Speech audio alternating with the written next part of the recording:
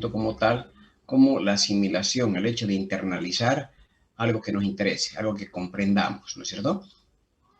Y dependiendo cómo sea ese proceso, hemos visto que se puede estar frente a un conocimiento empírico, científico o filosófico.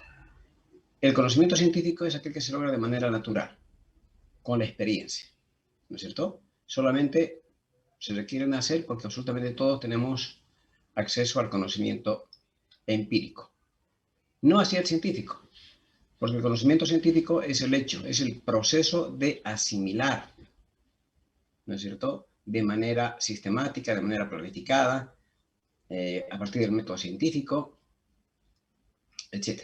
Por lo tanto, el conocimiento científico tiene una serie de elementos, y estos elementos son hechos, hipótesis, leyes, teorías, conceptos, categorías, principios, etc. Nosotros vamos a ver solamente lo que es un hecho científico, una hipótesis científica, una ley científica, una teoría científica, y vamos a ver lo que es un concepto. Ahí vamos a quedar. Entonces vamos a ver qué es, y lo importante, cómo se va relacionando entre los diferentes elementos. Entonces recuerden, ya vimos esta parte, ¿no? ¿Qué es el hecho científico? Simplemente es algo que sucedió de manera indudable, del que no tenemos dudas, un acontecimiento, ¿verdad? Pero este tiene, para que sea considerado como científico, hecho científico, necesariamente tiene que tener las propiedades de ser objetivo, real e invariable. Objetivo significa de que es el reflejo de la realidad, ¿no? Es decir, irreal, que no sea ficticio, sino que tenga también existencia real.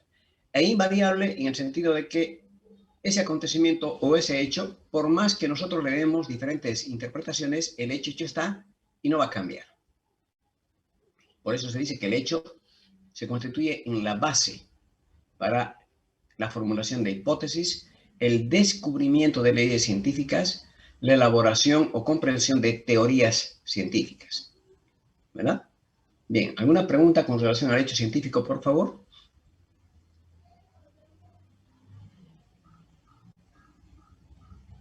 ¿Ninguno? Dicen, por ejemplo, dicen cuando... del periódico, los acontecimientos que están respaldados por, qué sé yo, pruebas o que tengan un respaldo son considerados hechos, ¿no dicen o no? O sea, hecho es algo algo que sucedió, del que no hay dudas. Algo que ha sucedido en la realidad. En sí, licenciado, la noticia en sí ya sería un hecho, ¿no? Correcto, y es un hecho. En sí es un hecho. ¿No? Ya vamos a ir viendo y vamos a ir retrocediendo un poquito al tema del práctico. Entonces, el hecho es nada más que eso que sucedió del que no tenemos dudas. ¿Ya? Muy bien. Otro elemento... Dicen, ¿a qué se refiere cuando dice objetivo?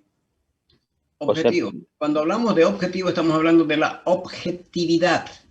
¿Qué es la objetividad? La objetividad es el reflejo de la realidad, ¿sí? En lo posible sin distorsiones. Es decir, que uno logre identificar un hecho tal como sucede en la realidad, sin distorsiones. A eso se refiere la objetividad. Y la objetividad hemos hablado ya cuando nos referimos a los paradigmas. En el paradigma positivista existe la objetividad plena. En cambio, en el postpositivista ya la objetividad simplemente es un referente. ¿No es cierto? Algo que aproxima a lo que realmente sucedió. Bien. ¿Qué es una hipótesis? A ver, Víctor.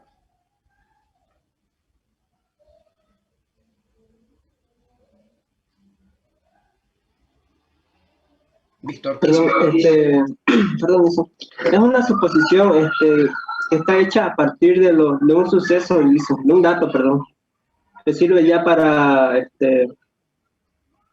sirve para la solución de problemas. No siempre. Bueno, no siempre, pero está hecho con este fin. Bien. Bien, el concepto de hipótesis es muy sencillita y siempre nosotros, en alguna medida sí sabemos qué es una hipótesis, ¿no? Siempre se habla sobre supuestos.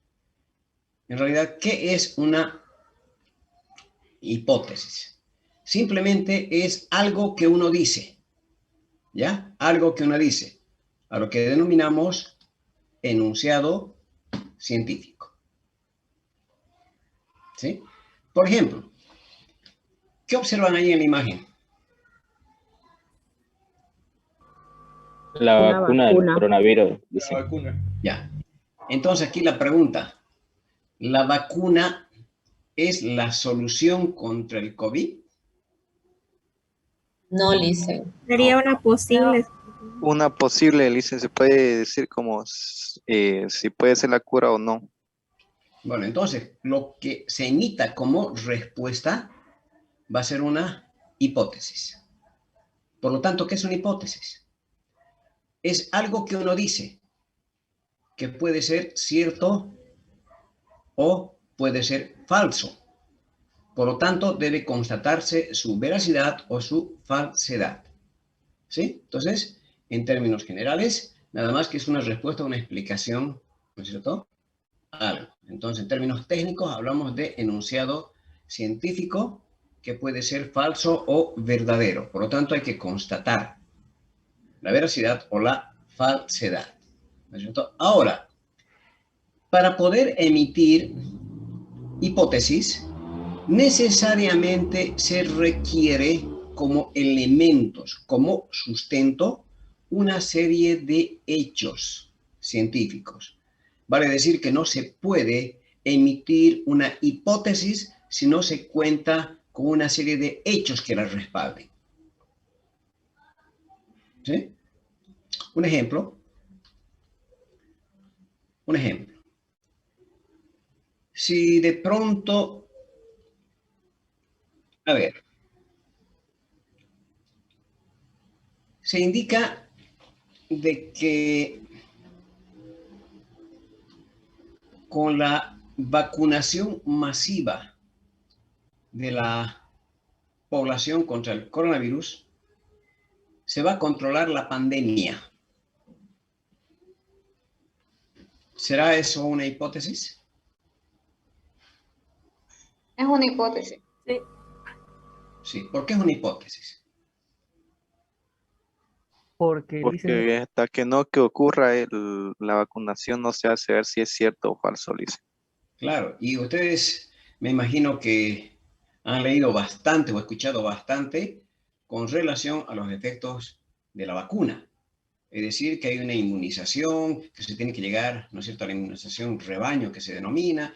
Hay una serie de explicaciones, ¿verdad? Hay una serie de explicaciones, pero eso no significa que sea falso o verdadero, sino que eso con el tiempo se va a comprobar, ¿no? Entonces, así de sencillito es una hipótesis, ¿verdad? Es nada más que ese enunciado donde se dice algo que puede ser falso o verdadero. Por lo tanto, la hipótesis se constituye en el papel rector del conocimiento. Vale decir, ¿qué significa el término de rector? Es aquel que conduce, que orienta, que da líneas. ¿No es cierto? Por lo tanto, si nosotros vamos emitiendo hipótesis y con el transcurso del tiempo y a través de investigaciones se van comprobando, entonces eso se va a constituir necesariamente en un avance importante del conocimiento científico. Por lo tanto, también la hipótesis permite las generalizaciones. Vale decir que desde casos meramente particulares se llega a algo general, algo concreto. ¿Verdad?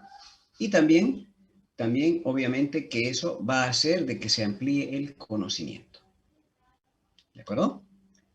Entonces es muy importante establecer un vínculo entre lo que es la hipótesis científica con los hechos científicos. No es posible de ninguna manera, poder emitir una hipótesis si no se cuenta con el respaldo a partir de datos. ¿Estamos de acuerdo? Bien. Bien, pasemos a ver otro elemento, que es, a ver, les pregunto, ¿en qué consiste la curva de la demanda? Jesús, Muchiri, ¿qué es? Muruchi, ¿cómo es? Muruchi, ¿no? Murochi. Muruchi. Pues, pues yo considero que la curva de la demanda pues sería lo que hace falta o si no lo que se requiere para ir hacia lo que estamos pues investigando.